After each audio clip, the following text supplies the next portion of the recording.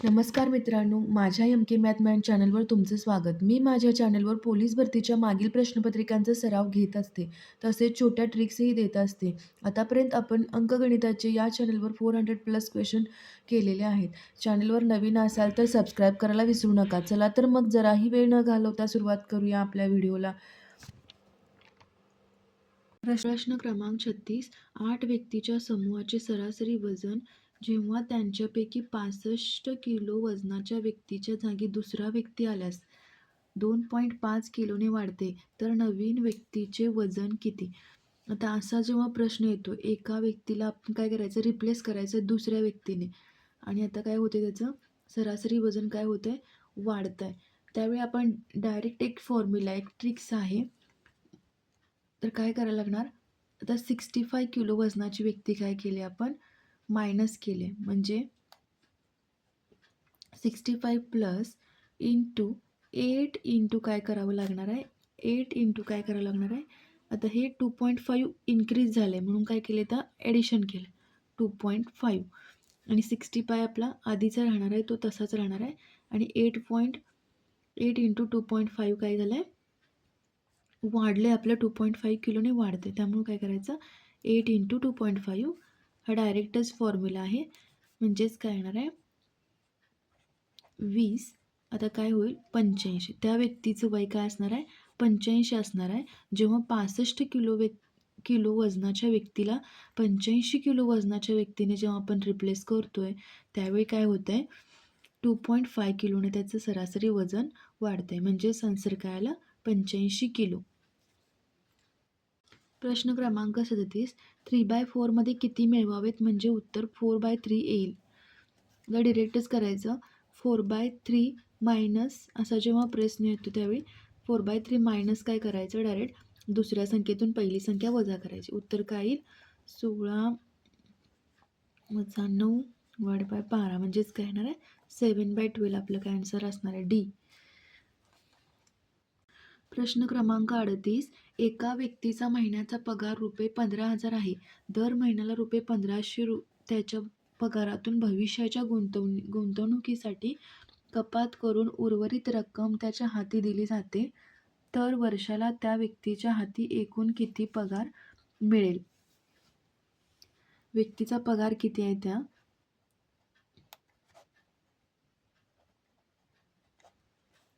15,000 दर महिन्याला, आणि कपात किती होणार आहे, वजा 1500 काय होणार आहे, कपात होणार आहे. म्हणजे महिन्याला पगार किती मिळणार, महिन्याला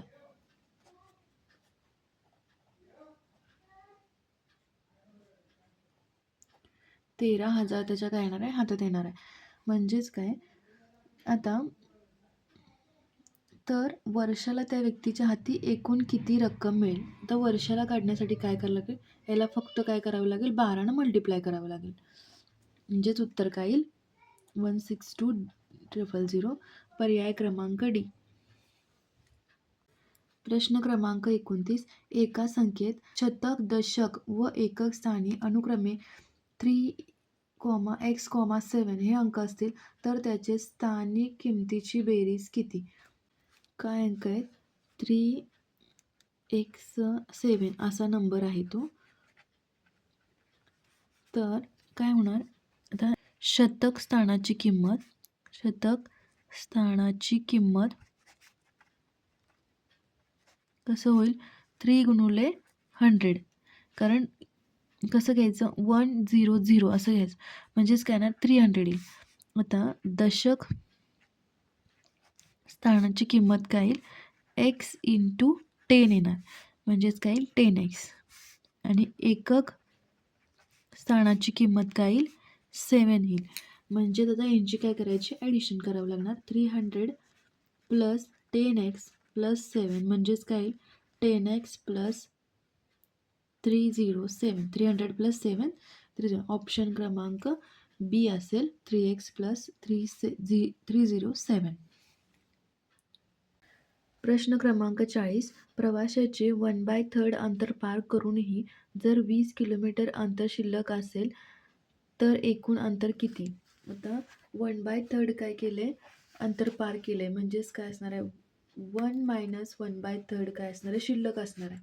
टोटल अंतर 1 असणार आहे, त्यातून 1/3 काय केलं त्यांनी पार केले, म्हणजे किती असणार आहे 2/3 अंतर शिल्लक असणार आहे. म्हणजेच काय सांगितले 20 किलोमीटर अंतर शिल्लक असेल. म्हणजेच काय 2/3 म्हणजे काय असणार आहे 20 किलोमीटर. तर 1 बरोबर किती, म्हणजेच उत्तर काय येईल 20 × 1 डिवायडेड बाय 2/3. मग हे 20 हे 2/3 काय आहे डिनॉमिनेटरला आहे, वरती येताना काय होणार 3/2 होणार, मल्टिप्लाय होताना 3/2 होणार.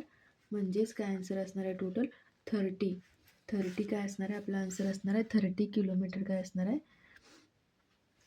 उत्तर असेल आपलं, म्हणजे टोटल अंतर असेल, एकूण अंतर 30 किलोमीटर असेल. आता हा फॉर्म्युलाच आहे direct a² - b² divided by a² plus b². या फॉर्ममध्ये त्यांनी दिलेलं आहे आपल्याला. इथं काय आहे a = 0.46 आहे आणि b काय आपल्याला 0.32 आहे. मग आता हा फॉर्म्युला आपण असं लिहू शकतो आहे a² + b². म्हणजेच काय ना याचं आपण कसं फॉर्म्युला लिहू शकतो a - b a² + ab + b². याचा हा फॉर्म्युला आहे. a² - b²चं सिम्प्लिफिकेशन आपण कसं करू शकतो a - b a² + ab + b² divided by हे काय दिले त्याने a² + ab + b². आता हा पूर्ण ब्रॅकेट कॅन्सल होणार याला आणि उत्तर काय राहील फक्त a - b. मग आपलं उत्तर काय राहील 0.46 - 0.32. आन्सर काय येईल 0.14. म्हणजे पर्याय क्रमांक ए 0.14. प्रश्न क्रमांक 42. एका संख्येला 35, 56 आणि 91ने भागले असता बाकी नेहमी 7 राहते, तर अशी लघुत्तम संख्या कोणती? तुम्ही मागच्या 1-2-3 प्रश्नपत्रिकांमध्ये हा क्वेश्चन रिपीट झालेला आहे. म्हणजेच काय क्वेश्चन पत्रिकेमधील क्वेश्चन हे रिपीट होत आहेत, म्हणजेच आपल्याला भरपूर प्रश्नपत्रिकांची प्रॅक्टिस करावी लागणार आहे. तर चला मग बघूया काय उत्तर आहे त्याचं. तर एका संख्येला 35ने डिवाइड केलं, म्हणजेच काय आपण घेऊ शकतो x / 35 आणि बाकी नेहमी काय राहते 7. म्हणजेच काय आपण करतो x / 35 बाकी काय राहते 7 आणि x / 56 बाकी काय राहते 7. x / 91 काय राहणार आहे बाकी 7. म्हणजेच काय करणार आपण आता 35 म्हणजेच काय लिहू शकतो आपण x - 7 divided by 35 x - 7 divide by 56 x - 7 divided by 91. आता काय करू शकतो आपण आपल्याला इथं काय करावं लागेल त्यांनी लघुत्तम संख्या सांगितल्या, म्हणजेच काय घ्यायला लागले 35, 56 आणि 91चा काय घ्यायला लागेल लसावी घ्यावा लागेल. मग आता 35चं कसं करणार आपण अवयव पाडणार 5 × 7. 56चं कसं करणार आहे 2 × 2 × 2 × 7 8 × 56 म्हणजे ओके. 91चं कसं येणार 13 × 7. आता LCM काढताना आपण काय करतोय लसावी काढताना काय करतोय आपण तर 7 इथे एकदा इथे एकदा इथे एकदा घ्यायचं 7 एकदाच. 5 इथे एकदा आहे, दुसरीकडे कुठेच 5 नाही म्हणून एकदाच घ्यायचं. आता 2 इथं काय 2⁻³ म्हणून काय घ्यायचं 2⁻³ आणि 13 इथे एकदा आहे म्हणून काय घ्यायचं 13 एकदा घ्यायचं. आता 2⁻² असतं तर 2 कमी जास्त पॉवर काय असणार आहे 2⁻³ म्हणून 2⁻³ घेतला. म्हणजेच काय येणार आहे 7×5 35 2 किती 8 × 13. म्हणजेच याचा आन्सर किती येईल 3640 याचा आन्सर येईल.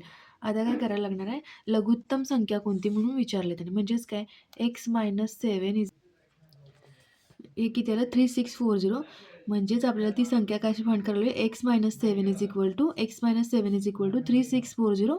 म्हणजेच आन्सर काय येईल x = 3647 असं उत्तर असेल.